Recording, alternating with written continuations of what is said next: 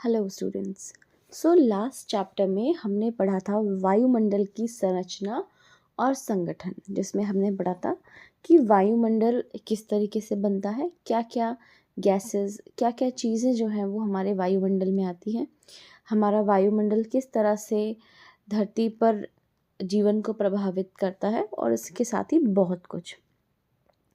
अब आगे बढ़ते हैं और हमारा अगला चैप्टर है सौर विकिरण, ऊष्मा संतुलन एवं तापमान, जिसे हम इंग्लिश में कहेंगे solar radiation, heat balance and temperature.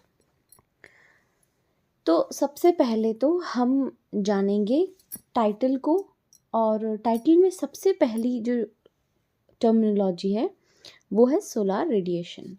तो सबसे पहले तो सोलर वर्ड को सुनते ही हमारे दिमाग में ये एकदम क्लिक कर जाता है, something which is related to the sun. Okay, तो हम सबसे पहले पढ़ेंगे सौर विकिरण। सौर विकिरण क्या होता है? देखिए, जो पृथ्वी है उस पर एनर्जी का सबसे इम्पॉर्टेंट जो सोर्स है वो सन है। जो प्रमुख ऊर्जा का स्रोत है वो सूर्य है। ठीक है, और सूर्य क्या है? हमने छोटी क्लासेस में पढ़ा है that the sun is a big ball of fire.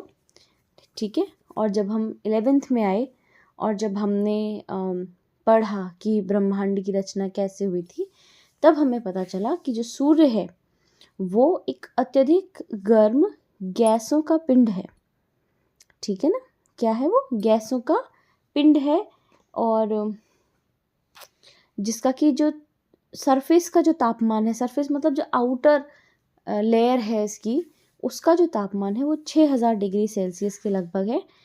और ये जो पिंड है, या मतलब ये जो सन है, वो हमेशा क्या करते रहता है? अंतरिक्ष में चारों ओर जो है हीट जो है वो फैलाता रहता है। ठीक है, और इसी को हम कहते हैं सौर विकिरण।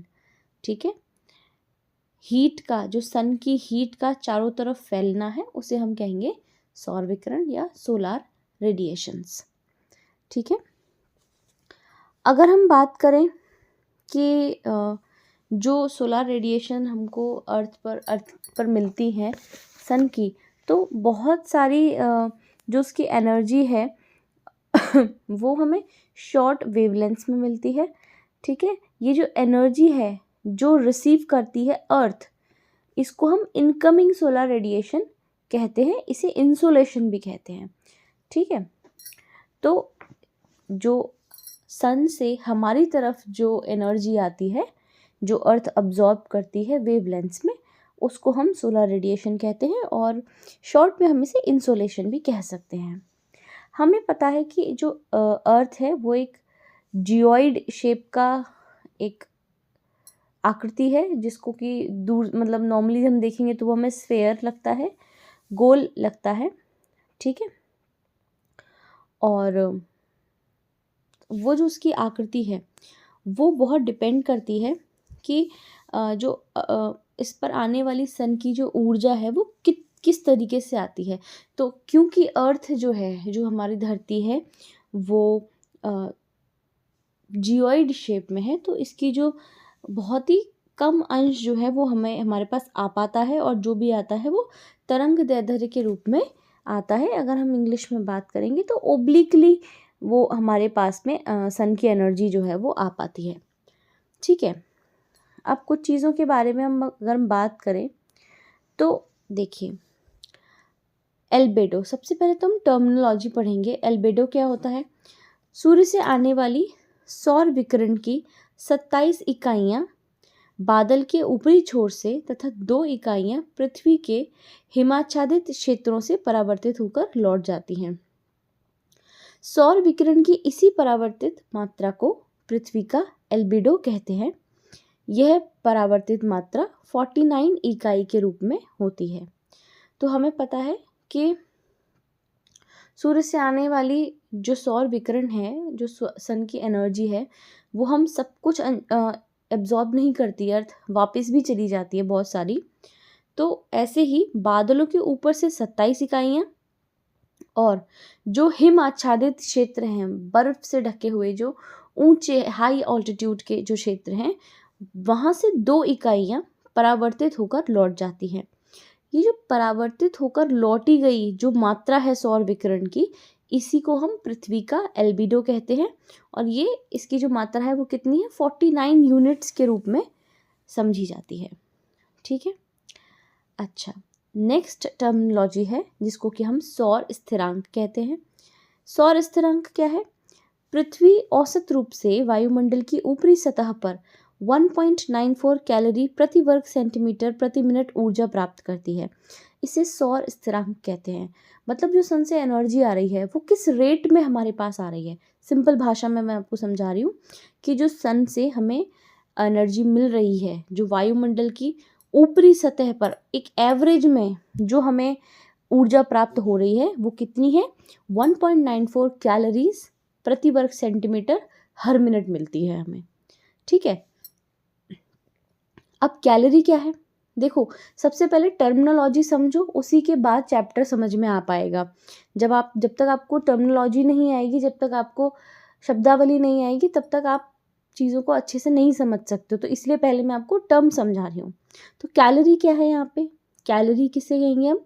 1 ग्राम जल के तापमान को 1 डिग्री सेल्सियस बढ़ाने के लिए प्रयोग में लाई गई ऊष्मा को हम कैलोरी कहते हैं। ठीक है। अगर 1 ग्राम जल है तो उस जल का जो भी तापमान है, अगर हम उसे 1 डिग्री और बढ़ाना चाहते हैं, 1 डिग्री सेल्सियस और बढ़ाना चाहते हैं, उस बढ़ाने के लिए, तापमान को बढ़ाने के लिए जितनी ऊष्मा, जितनी हीट काम में लाई जाएगी, उसे कैलोरी कहेंगे। ठीक है। ज्योग्राफिकल टर्म्स में एक बार फिर से समझ लो कि 1 ग्राम वाटर अगर है और उसका तापमान कुछ भी है, कोई भी नंबर आप ले लीजिए, और अगर उस तापमान से हमें 1 डिग्री बढ़ाना है, 33 है तो 34 करना है, 34 डिग्री सेल्सियस करना है, तो 33 डिग्री सेल्सियस से 34 डिग्री सेल्सियस तक उसका तापमान बढ़ाने में हमें जितनी हीट लगेगी, उतनी हीट की मात्रा को हम कैलोरी कहते हैं। ठीक है। आई होप आपको ये बात समझ में आई होगी। उसके बाद एक बहुत इंपॉर्टेंट चीज़ है इस चैप्टर में, जिसे हम प्लैंक का नियम कहते हैं। प्लैंक का नियम हमें ये बताता है कि एक वस्तु जितनी गर्म होगी वह उतनी ही ज़्यादा ऊर्जा का विकिरण करेगी और उसकी तरंग दैर्ध्य उतनी ही लघु होगी। ठीक है। तो वो क्या बता रहा है? प्लैंक का नियम ये बता रहा है कि एक वस्तु जितनी ज़्यादा हीटअप होती चली जाएगी, जितनी ज़्यादा गर्म होती चली जाएगी, ठीक है, वो उतनी ही ज़्यादा बेहतर सोलर रेडिएशन करेगी। The plank law states that hotter a body the more energy it will radiate, and उसकी जो वेवलेंथ है उतनी ही शॉर्ट होती चली जाएगी। जो उस ऊर्जा के आने की जो वेवलेंथ है वो उतनी ही शॉर्ट हो जाएगी, और जितनी ज़्यादा कोई चीज़ गर्म होगी उतनी ही ज़्यादा हीट वो रेडिएट करेगी। ठीक है। इसके बाद एक टर्म आता है जिसे हम कहते हैं विशिष्ट ऊष्मा या स्पेसिफिक हीट। तो अब स्पेसिफिक हीट क्या है? 1 ग्राम पदार्थ का तापमान 1 अंश बढ़ाने के लिए जितनी ऊष्मा की ज़रूरत होती है उसे हम विशिष्ट ऊष्मा कहते हैं। ये बिल्कुल आप कैलोरी की तरह समझिए, पर वहाँ पे जल की बात हो रही थी क्योंकि हम कैलोरी को डिफाइन कर रहे थे, लेकिन यहाँ पे हम स्पेसिफिक हीट की बात कर रहे हैं। तो specific heat is the energy needed to raise the temperature of 1 gram of substance by 1 Celsius. 1 gram substance का टेम्परेचर अगर हमें 1 सेल्सियस बढ़ाना है, उसमें जितनी एनर्जी लगेगी उसे आप स्पेसिफिक हीट कहते हो। ठीक है। यहाँ समझे आप? अब क्या है जी, आगे देखते हैं कि समताप रेखाएं क्या होती हैं। समताप रेखाएं क्या हैं? कि जो मौसम का मानचित्र होता है, उस मौसम के मानचित्र पर जो हम काल्पनिक रेखाएं बताते हैं, जो अलग अलग जगहों के तापमान को बताती हैं, उन्हें समताप रेखाएं कहते हैं। ठीक है। तो ये कोई पहले से हमारी अर्थ पे बनी हुई नहीं है, ये हमने अपनी समझ के लिए, अपनी सहूलियत के लिए उनको वो काल्पनिक रेखाएं बनाई हैं ताकि हम चीज़ों को ज़्यादा बेहतर स्टडी कर सकें। अब आती है बात अफिलियन या अपसौर हिंदी में जिसे कहते हैं। अब ये अपसौर क्या है? सूर्य के चारों ओर परिक्रमण के दौरान पृथ्वी 4 जुलाई को सूर्य से सबसे दूर अर्थात 15 करोड़ 20 लाख किलोमीटर दूर होती है। पृथ्वी की इस स्थिति को अपसौर कहते हैं। क्या है भाई कि जब सन के चारों ओर अर्थ रिवॉल्यूशन लगाती है, during its revolution around the sun the earth is farthest from the sun. एक पॉइंट ऐसा आता है जब धरती अपने चक्कर लगाते हुए सन से बड़ी सबसे दूर वाले पॉइंट पे पहुंच जाती है। ठीक है, हर साल ऐसा होता है।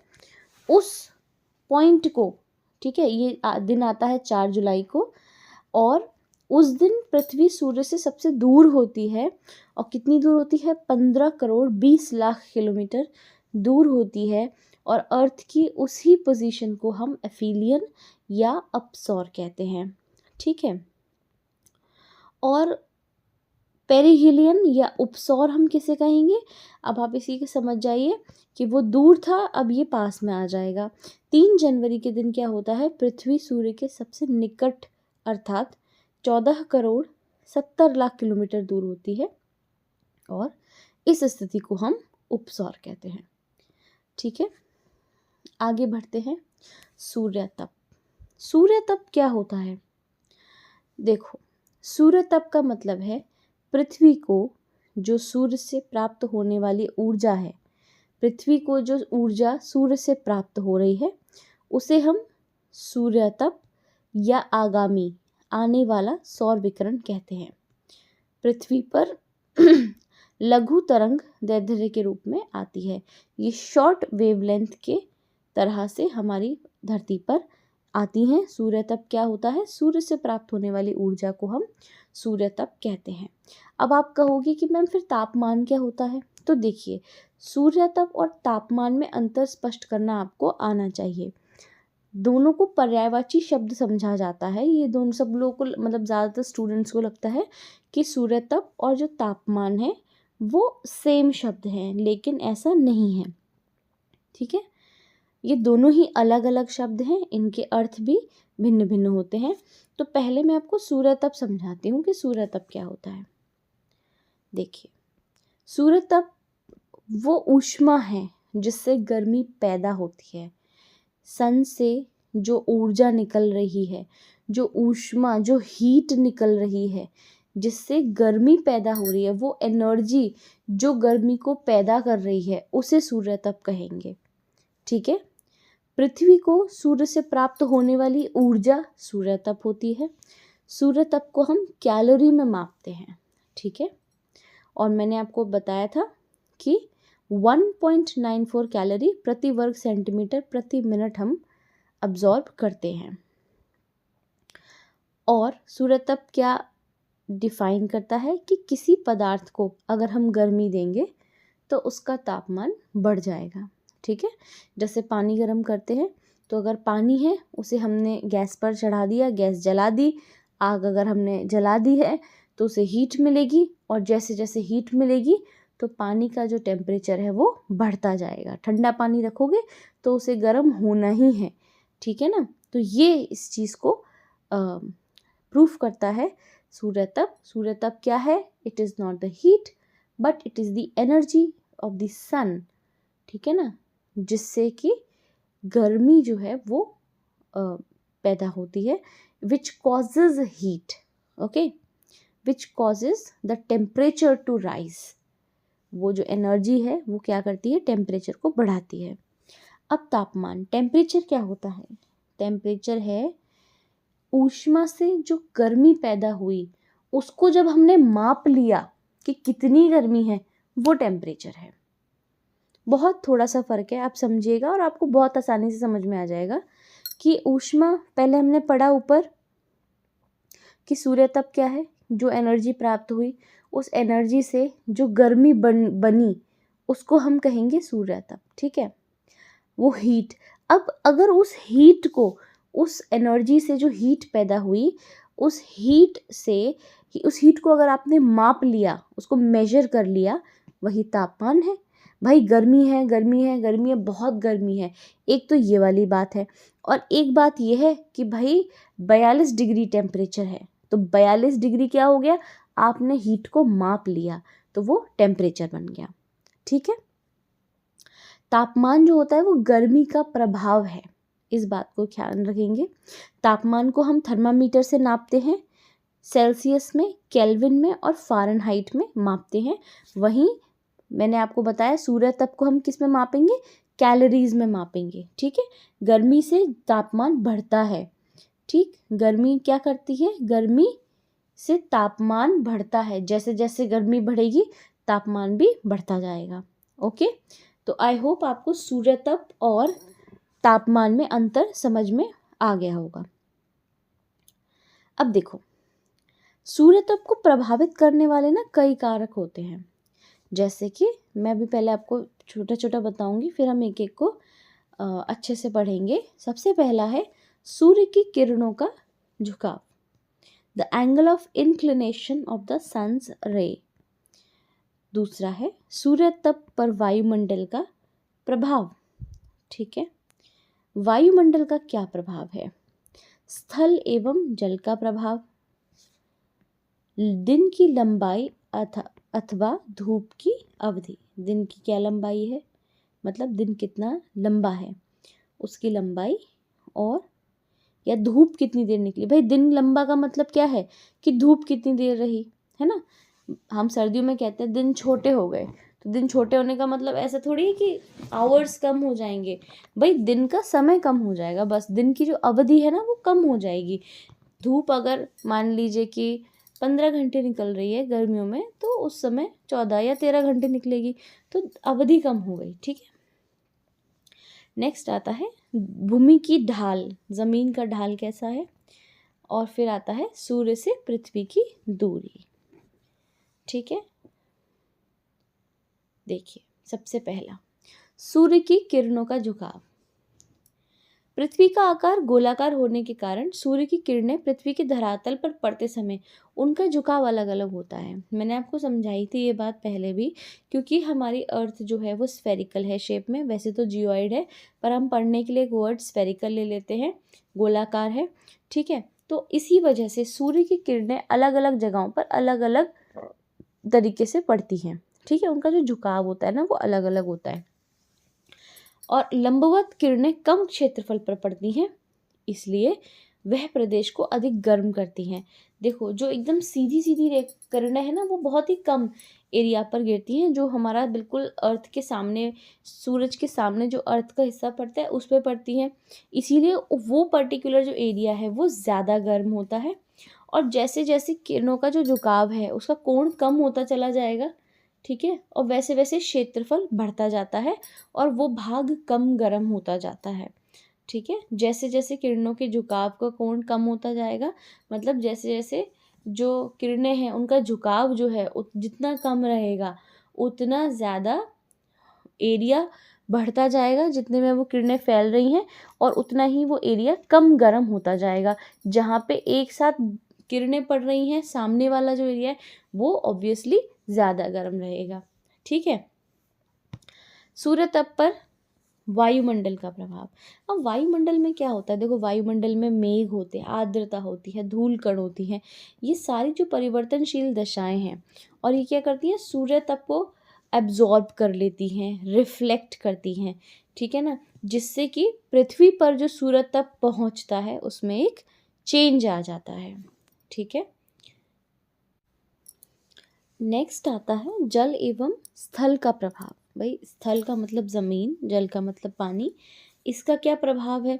तो देखो आपको बहुत अच्छे से याद होगा कि मैंने आपको पढ़ाया था कि सूर्य की किरणों का जो प्रभाव है उसका असर पानी वाले एरियाज़ में और ज़मीन जो है उन एरियाज़ में कम पड़ता है। ज़मीन जो है स्थलीय धरातल जो है जल्दी गर्म होते हैं, जल्दी ठंडे होते हैं, और जलीय धरातल जो होते हैं वो धीरे धीरे गर्म होते हैं और धीरे धीरे ठंडे होते हैं। ठीक है, ये मैं आपको बहुत अच्छे से बता चुकी हूँ। चलिए आगे बढ़ते हैं। दिन की लंबाई, किसी स्थान पर सूर्य तप कितना प्राप्त हो रहा है या धूप कितनी देर पड़ रही है, इसकी अवधि पर भी निर्भर करता है। कि किसी स्थान पर सूर्य तप की मात्रा किस बात पर निर्भर करती है कि दिन की लंबाई कितनी है। ठीक है, ग्रीष्म ऋतु में क्या होता है, दिन बड़े होते हैं, सूर्य तप अधिक होता है, अधिक प्राप्त होता है। भाई जितनी ज़्यादा देर धूप निकलेगी उतनी ज़्यादा देर आपको सूर्य तप मिलेगा ना। और इसी के विपरीत जब ठंड होती है, जब शीत ऋतु होती है, उसमें दिन छोटे होते हैं और सूर्य तप हमको कम प्राप्त होता है। ठीक है, नेक्स्ट अगर हम आप आए तो भूमि की ढाल की बात करेंगे। सूर्याभिमुखी ढाल होने पर अधिक सूर्य तप प्राप्त होता है, जबकि विपरीत ढाल होने पर कम सूर्य तप प्राप्त होता है। अगर हम सूर्य की तरफ, अगर जिस एरिया, जो भी ज़मीन का एरिया है अर्थ पे, अगर वो सूर्य की तरफ ढाल है उसका, तो ज़्यादा सूर्य तप प्राप्त होगा। अगर उसके विपरीत ढाल है तो कम सूर्य तप प्राप्त होगा। ठीक है, सूर्य की पृथ्वी से दूरी हम आपको बता चुके हैं अभी। 3 जनवरी को पृथ्वी सूर्य के सबसे करीब होती है, 4 जुलाई को सबसे दूर होती है। तो इसी तरह सूर्य तप भी उसी तरह कम और ज़्यादा प्राप्त होता है। ठीक है, अब देखो नॉर्मल सी एक चीज़ है जिसे हम पढ़ेंगे, जो है कि पृथ्वी के गर्म और ठंडा होने के तरीके क्या हैं। तो पहला आता है चालन। जब असमान ताप वाले दो पिंड जो हैं वो एक दूसरे के संपर्क में आते हैं, जब दो ऐसे बॉडीज़ हैं जिनका की टेम्परेचर असमान है, कॉमन नहीं है, और वो एक दूसरे के कनेक्शन में आएंगे, तो ऊर्जा का प्रवाह किस तरफ होता है, गर्म पिंड से ठंडे पिंड की तरफ होता है, और तब तक होता रहता है जब तक कि दोनों का तापमान बराबर नहीं हो जाता। ठीक है, पृथ्वी के गर्म और ठंडा होने के ये तरीके हैं। तो ऊर्जा किस तरफ प्रभाव होती है, गर्म पिंड से ठंडे की तरफ, और तब तक होती रहती है जब तक कि दोनों बराबर ना हो जाएं। संवहन में क्या होता है, संवहन प्रक्रिया द्वारा वायुमंडल में लंबवत ऊष्मा का स्थानांतरण होता है। ये प्रक्रिया गैसीय और तरल पदार्थों में होती है। इस प्रक्रिया में क्या होता है, ये प्रक्रिया ठोस पदार्थों में नहीं होती। किसी भी गैसीय या तरल पदार्थ के एक भाग से दूसरे भाग की ओर उसके जो अणु हैं, उसके जो एटम्स हैं, उसमें जो ऊष्मा का, हीट का जो संचार होगा उसे हम संवहन कहते हैं।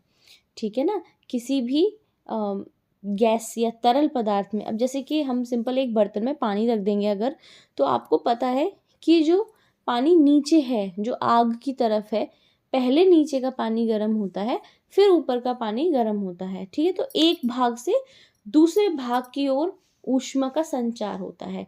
हीट जो है, पहले नीचे के जो एटम्स हैं, या कहते हैं नीचे का जो पार्ट है वो गर्म होता है, फिर आप देखते हो कि बबल्स उसमें उठने लगते हैं, फिर वो ऊपर आते जाते हैं और हीट जो है वो नीचे से ऊपर की तरफ आती है। ठीक है, इसे हम संवहन कहते हैं। तीसरा है अभिवहन। इस प्रक्रिया में ऊष्मा का क्षैतिज दिशा में स्थानांतरण होता है। क्षैतिज मतलब हॉरिजॉन्टल होता है। ठीक है, मध्य अक्षांशों में होने वाली मौसम की भिन्नताएं अभिवहन की वजह से होती हैं। ठीक है, जो भी हमारे मध्य अक्षांश हैं, जो बीच में जो अक्षांश पड़ते हैं, वहाँ पे जो भी मौसम की भिन्नताएं होती हैं वह इसी अभिवहन के दौरान होती हैं। वायु द्वारा संचलित समुद्री धाराएं भी उष्णकटिबंधीय क्षेत्रों से ध्रुवीय क्षेत्रों में ऊष्मा का संचार करती हैं।